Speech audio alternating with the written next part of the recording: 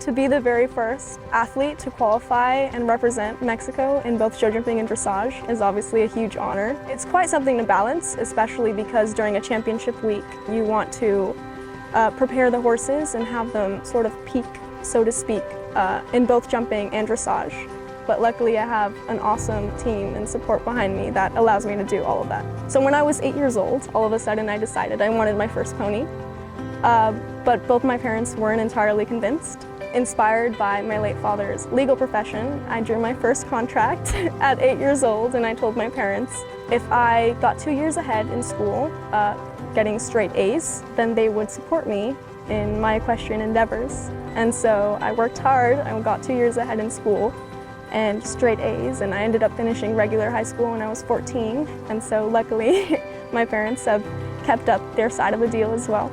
My first more important horse in the jumper ring, his name is Zaro XLI, and he's actually retired at my farm in Ocala right now.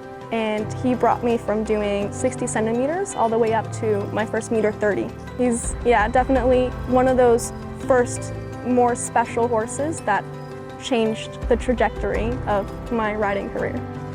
Damon Valley is an 11-year-old Hanoverian gelding. I met him 2 weeks before our first CDI, and we went straight into it. I learned the tables for the dressage.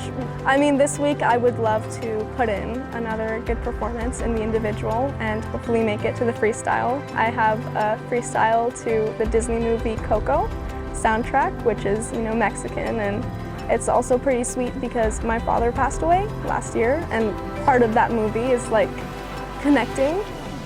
I promised him that I would always make him proud.